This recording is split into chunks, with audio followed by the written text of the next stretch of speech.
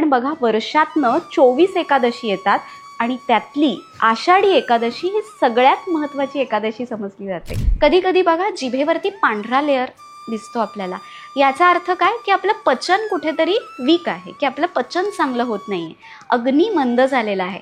अशा वेळी तुम्ही फिरत्याचा कावरती देसी मातीला कार, विठ्ठला तू वेडा कुंभार. पुंडलिक असतो ना, हा श्रीकृष्णाचा भक्त असतो आणि तो त्याच्या आई वडिलांची सेवा करण्यामध्ये रममाण असतो. की जेव्हा श्रीकृष्ण विठ्ठलाचं रूप घेऊन पुंडलिकाला भेटायला येतात, तेव्हा आषाढी एकादशीचं महत्त्व तुम्हाला माहिती आहे का? आषाढी एकादशी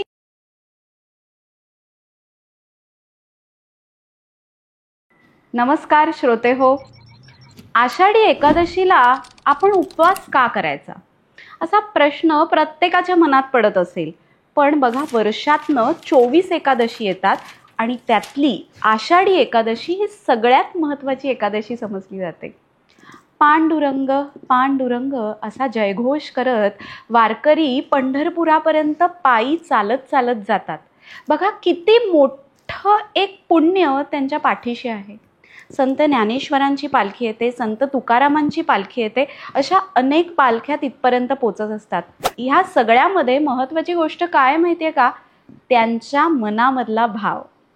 आषाढी एकादशीला विठुरायासाठी हे सगळे भक्तजण तिथे जमलेले आहेत का? कारण त्यांच्या मनामधली श्रद्धा, त्यांच्या मनामधली ओढ आपल्याला ह्या आषाढी एकादशीचं महत्त्व सांगते. आषाढी एकादशीचं महत्त्व तुम्हाला माहिती आहे का? आषाढी एकादशी असं म्हणू शकतो की महाराष्ट्रातला एक मोठा सणच आहे. बघा, प्रत्येक घरामध्ये उपवास केले जातात आषाढी एकादशीसाठी आणि त्याचबरोबर वारकरी 21 दिवस चालत विठुरायाच्या दर्शनासाठी पंढरपूरला जात असतात. बघा, पंढरपूर हे तीर्थक्षेत्रासारखंच आहे. याची आख्यायिका तुम्हाला माहिती आहे का? पुंडलिक असतो ना, हा श्रीकृष्णाचा भक्त असतो आणि तो त्याच्या आई वडिलांची सेवा करण्यामध्ये रममाण असतो. की जेव्हा श्रीकृष्ण विठ्ठलाचं रूप घेऊन पुंडलिकाला भेटायला येतात, तेव्हा पुंडलिक त्यांना सांगतो, थांबा, 1 मिनिट थांबा, आधी मी माझ्या वडिलांचे पाय चेपतोय, हे माझं काम पूर्ण झाल्यावरतीच मी तुम्हाला भेटायला येईन.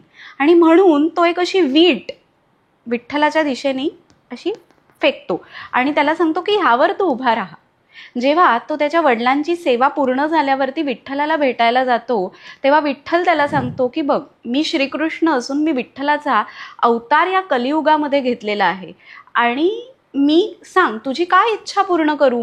पुंडलिक असं वरदान मागतो की या 28 युगापर्यंत तू या विटेवरती असाच उभा राहून सर्व भक्तगणांच्या रक्षणासाठी आजपासून तू इथे पंढरपुरामध्ये स्थायिक हो. आणि तेव्हापासून भगवान विठ्ठल आणि रुक्मिणी हे पंढरपुरामध्ये स्थायिक झाले, अशी आख्यायिका आहे. बघा, ही भक्तीची शक्ती आहे.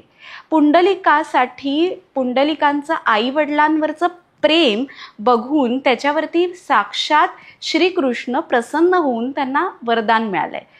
आजच्या युगामध्ये ही भक्ती आपल्याला काय जाणवतं की तुम्ही काही करण्याआधी तुमचं कर्तव्य पूर्ण करा. जर तुम्ही तुमचं कर्तव्य पूर्ण केलं तर ही तुमची अशा पद्धतीने एक प्रकारे पंढरपूरची वारीच घडणार आहे. बघा, आषाढीच्या दिवशी आपण उपवास करत असतो. आता उपवासाचं महत्त्व बघा की आपण रोज काही ना काहीतरी खात असतो. आपलं गट हे ऑलवेज वर्किंग आहे, म्हणजे पचन संस्थेवर रोज ताण आहेच. म्हणजे रोज जे आपण खाल्लेलं अन्न आहे ते पचवायचं आहे आणि मग कधीतरी आपल्याला अपचन होऊन पोट दुखतं किंवा पोटामध्ये गॅस तयार होतो, असा आपल्याला त्रास होतो. आणि ह्यासाठी आयुर्वेदामध्ये लंघन चिकित्सा सांगितलेली आहे आणि ते म्हणजेच उपवास. बघा, प्रत्येक महिन्यामध्ये एकादशीचा उपवास केला तर त्याचं खूप मोठं महत्त्व आहे आणि त्या निमित्ताने आपलं लंघन पण होत असतं. बघा, विठ्ठल असं दैवत आहे की जे प्रत्येकाच्या मनामनामध्ये दडलेलं आहे. बघा, फिरत्याचा कावरती देसी मातीला कार, विठ्ठला तू वेडा कुंभार. प्रत्येकाला विठ्ठलाने वेगवेगळं घडवलंय, प्रत्येक जण वेगळा आहे, प्रत्येक मडकं वेगळं आहे. बघा, विठ्ठलाच्या भक्तीची ही ताकद आहे. जनाबाईसाठी तो विठ्ठल दळण दळायला तिच्या घरी गेला. तिच्यावरती जेव्हा चोरीचा आळ आला तेव्हा वीज पाडून तो जो सूळ होता की ज्याच्यावरती तिला फाशी दिली जाणार होती, त्याला सुद्धा विरघळवण्याचं काम विठ्ठलाने केलं. विठ्ठलाचं जे काही तेज आहे बघा, कसा विठ्ठल उभा आहे, विटेवरती उभा आहे, दोन्ही करकटावरती आहेत आणि शांत संयमाने विठ्ठल तिथे उभा आहे. तो आपल्याला काय शिकवतोय की तुम्हाला आयुष्यामध्ये संयम महत्वाचा आहे. तुम्ही जर संयम ठेवलात तर तुम्हाला गोष्टी मिळणार आहेत. घाई करू नका, संयम ठेवा. संयमाला खूप महत्व आहे. संयम नीट असेल ना, मनावरती नियंत्रण असेल की आपण मोहाच्या बळी पडत नाही. मोहावर नियंत्रण मिळवणं खूप आवश्यक आहे. पण एखादा व्यक्ती आहे की जो लिव्हर पेशंट आहे किंवा फॅटी लिव्हर आहे आणि जर तो अल्कोहोल सेवन करत असेल तर हे त्याच्यासाठी हानिकारक आहे. किंवा स्मोकिंग, आपण त्याच्यावरती पाटी वाचो, smoking is injurious to health, पण तरी सुद्धा अनेक लोक स्मोकिंग करताना आपल्याला दिसतात. हे व्यसन जर आपल्यासाठी हानिकारक आहे तर ते आपण का घ्यायचं? कधी कधी साखर ही सुद्धा विषासारखी आहे.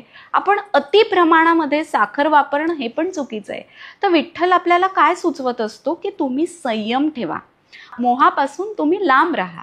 त्यानंतर बघा, त्याच्या कपाळावरती चंदनाचा टिळा असतो. चंदन बघितलं तर कसं आहे, शीतल आहे. उष्णता येते तेव्हा मुरूम किंवा पुरळ अंगावरती उठतं तेव्हा आपण चंदनाचा लेप पाठीला लावतो का? आपल्याला शांत वाटतं. हातापायाची जळजळ होत असेल, आपण हातापायाला चंदनाचा लेप लावतो आणि असा हा चंदनाचा टिळा जेव्हा आपण आपल्या आज्ञाचक्रावरती लावतो ना, तेव्हा आपलं मन शांत होतं. बऱ्याच वेळेला मनामध्ये खूप निगेटिव्हिटी असते, अँझायटी, डिप्रेशन. आजच्या काळामध्ये हे व्याधी खूप वाढलेले आहेत. लोकांना रात्री शांत झोप येत नाही. पण असा चंदनाचा टिळा रात्री झोपताना लावलात तर त्याच्या सुगंधाने सुद्धा तुम्हाला शांत झोप लागते. विठू माऊलीच्या गळ्यामध्ये आपण तुळशी माळ घालत असतो. या तुळशीचे गुण तुम्हाला माहिती आहेत का? तुळस किती गुणकारी आहे बघा. आपल्याला हल्ली असं जाणवतं की सर्दी, खोकला, ताप हे आजार वरचे वर लहान मुलांमध्ये आढळून येतात. अशा वेळी तुळशीची पानं जर चावून चावून खाल्ली तर आपल्याला आढळून येईल की खोकल्याचं प्रमाण कमी झालंय. अँटीऑक्सिडंट, अँटी इन्फ्लामेटरी म्हणजे काय, सूज कमी करतं, कफ शरीरातला कमी करतं. तापावरती हा तुळशीचा चहा तुम्ही नक्की पिऊन बघा. बघा, चहा आपण जो वेगळ्या प्रकारचा घेतो त्याच्यामध्ये टॅनिन असतं, ते शरीरासाठी हानिकारक आहे.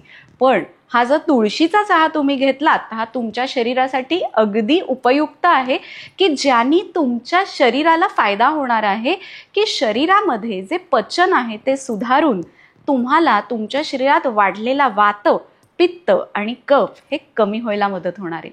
कधी तुम्हाला असं वाटलं की डोकं दुखतंय, अशा वेळेला तुम्ही तुळशीचं पान चावून खा.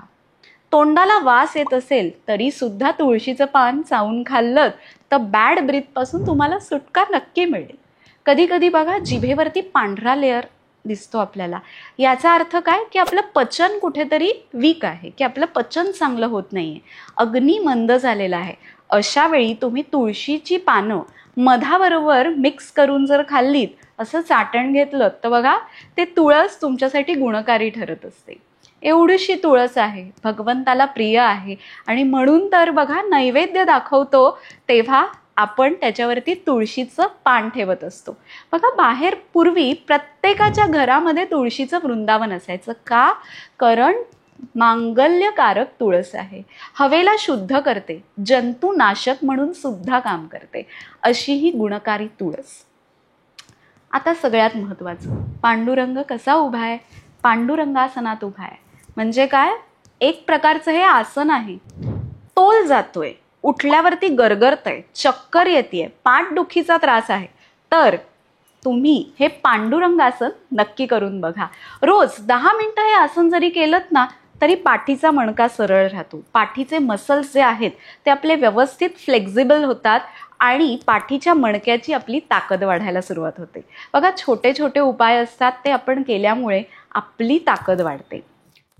आषाढी एकादशीचं अत्यंत महत्व आहे. हा उपवास प्रत्येकाने का करायला पाहिजे? कारण हा उपवास आपल्या मनाची ताकद वाढवतो. आपल्या शरीरामध्ये सत्व, रज, तम असे 3 प्रकारचे दोष आहेत. उपवास केल्यामुळे आपल्या मनातील सत्वभाव वाढीस लागतो. हा उपवास करणार असाल तर ह्या काही गोष्टी नक्की फॉलो करा. बघा, राजगिरा आहारात नक्की घ्या. साबुदाणा वरचेवर खाल्ल्यामुळे कधी कधी पोट जड वाटतं आणि आपल्याला गॅसेसचा त्रास होतो. त्यामुळे साबुदाण्याचा वापर थोडासा कमी करा, पण केलात तर तेलकट करू नका, त्याचं थालीपीठ करून खा. तिसरी महत्वाची गोष्ट, बटाटा वापरणार असाल तर बटाट्याच्या काचऱ्या करा. तूप जिऱ्याची फोडणी द्या, म्हणजे त्या पचायला हलक्या होतील. रताळा एखादं उकडून नक्की घ्या आणि त्या दिवशी लंघन करा. कोमट पाणी दिवसभर घेत राहा, म्हणजे तुमचा उपवास तुम्हाला दुसऱ्या दिवशी पित्त वाढवून त्रास देणार नाही. भगवंताला भक्ती ही सगळ्यात महत्वाची आहे. तुम्ही इथे बसून जरी त्या पांडुरंगाला हाक मारलीत तरी तुमची भक्ती त्याच्यापर्यंत तिथे पोचतच असते. नामाचं महत्व हे कायम लक्षात ठेवा. विठ्ठल विठ्ठल विठ्ठल असा जेव्हा आपण नामाचा गजर करत असतो, असं संशोधन झालेलं आहे की ज्यामुळे आपल्या हृदयाची स्पंदनं बदलतात, आपल्या मनाला शांतता जाणवते. अनेक जणांमध्ये पाल्पिटेशन किंवा छातीमध्ये धडधडणं असे अनेक त्रास होत असतात. अशा वेळी हे नामस्मरण खूप छान मदत करतं. आणि म्हणून लक्षात ठेवा की आषाढी एकादशीचा उपवास नक्की करायचा आहे, पण ह्या सगळ्या सोप्या टिप्स फॉलो करून. चंद्रभागेच्या तेरी उभा मंदिरी पाहतो विटेवरी, विठ्ठल विठ्ठल जय हरी, विठ्ठल विठ्ठल जय हरी. आषाढी एकादशी निमित्त हा खास एपिसोड बघायला विसरू नका. आणि अशाच सुंदर हेल्दी टिप्स ऐकण्यासाठी आपल्या आवडत्या चॅनलला लाईक, शेअर, सबस्क्राईब करायला विसरू नका आणि कमेंट पण नक्की करा.